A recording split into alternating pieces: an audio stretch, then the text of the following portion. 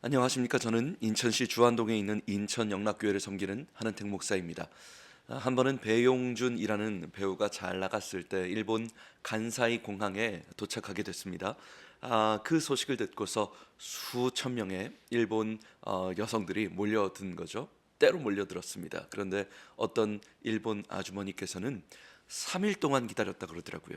공항 맨 앞자리에서 배용준을 직접 보기 위해서 3일 동안 그분들이 맨 앞에서 플랜카드를 들었는데 그 플랜카드에 이렇게 적혀 있었대요. 용준 씨, 당신을 맨 앞자리에서 보려고 화장실도 안 가고 3일째 여기 있어요. 한 번만 저를 봐주세요. 이렇게 써 있다는 것이죠. 여러분 참 그리스도인으로서 부끄럽다라는 생각을 했습니다. 정말 우리는 예수님을 만나기 위해, 정말 예수님을 온전히 예배하기 위해 정말 3일 동안 화장실도 안 가고 3일째 거기 있는 것이, 그 열정이 우리에게 있는가 말입니다.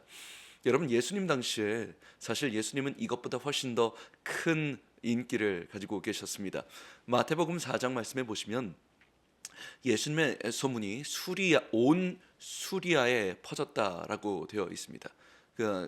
병자들을 고칠 때 갈릴리와 데가볼리와 예루살렘과 유대와 요단강 건너편에서 수많은 무리들이 따랐다라고 합니다. 정말 사방에서 사람들이 막 몰려들었다라는 것입니다. 엄청난 인기였습니다. 수만 명의 사람들이 예수님을 정말 한 번이라도 보고 싶고 그 옷자락이라도 만지고 싶어서 엄청난 인파가 따라다녔다라는 것이죠. 그런데 여러분, 오늘 성경은 이 수많은 사람들을 딱 두 가지로 분류하고 있더라고요. 정확하게 두 가지입니다. 이 수만 명의 사람들을 성경은 딱 두 가지, 제자인가 아니면 무리인가라는 것입니다. 제자인가 무리인가. 오늘날에도 많은 사람들이 예수님을 따라다닌다고 이야기합니다. 교회를 다니고 성당을 다니는 사람들도 자기는 예수님을 사랑한다고, 존경한다고 이야기하죠. 예수를 믿지 않는 사람들도 자기는 예수의 정신을 존경한다고 이야기합니다. 수천만, 수억 명의 사람일 수도 있겠습니다. 그런데 오늘 하나님께서는 똑같이 그 수억 명의 사람들을 두 가지로 분류하고 계십니다. 제자입니까? 무리입니까? 온전한 제자 아니면 따라다니는 무리입니다. 여러분, 이 무리와 제자의 차이점 중에 첫 번째 특징이 뭐였냐면요, 나아간다라는 특징입니다. 나아간다. 마태복음 5장 1절에 보면 이런 말씀이 있어요. 예수께서 무리를 보시고 산에 올라가 앉으시니 제자들이 나온지라 되어 있습니다. 재밌죠? 재밌어요. 예수님께서 설교를 하세요. 무리를 보시고 산에 올라가십니다. 근데 무리를 보시고 예수님이 산에 올라가시는데 나온 건, 정작 예수님께 나온 건 누구라고 되어 있냐면 제자들이 나왔다라고 되어 있죠. 그때 당시에 수많은 무리가 있었습니다. 병에 들리고 귀신 들리고 간질 걸린 사람들, 치유를 받았고 기적을 체험했습니다. 그런데 이상하게도 똑같이 기적을 받는데 정말 핵심적인 하나님 나라의 가르침, 산상수훈을 듣기 위해서 예수님이 산에 올라가시니 그 수만 명의 무리들은 사라져버리고 제자들만 올라왔다라는 것입니다. 여러분, 이것이 제자의 특징입니다. 나아간답니다. 예수님께 나아간다. 높은 산이든 거친 들이든 초막이든 궁궐이든 예수 그리스도께서 어디로 가시든 주님의 제자는 그분께 나아간다라는 것이죠.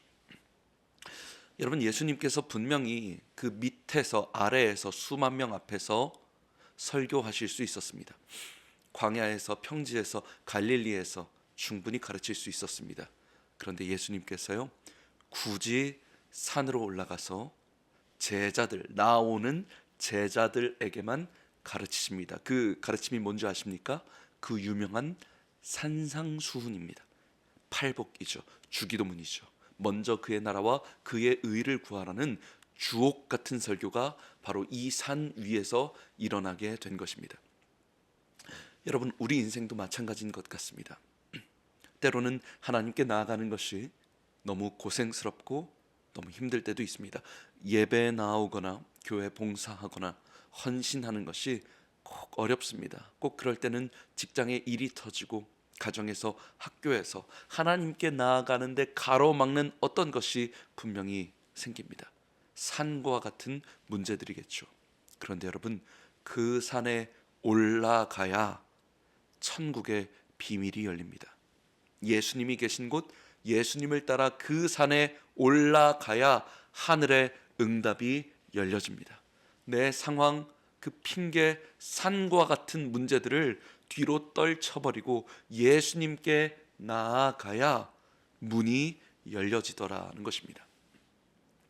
지난 특세 때 어떤 집사님께서 그 마지막 날 남편에게 너무 힘들다고, 자기 못 가겠다고, 피곤하다고, 집에서 꼼짝을 못 하겠다고 그랬대요. 여보, 나 눈이 안 떠져, 어떡해? 그랬더니 이 남편 집사님이 정말 MBTI 대문자 T이신 분이었습니다.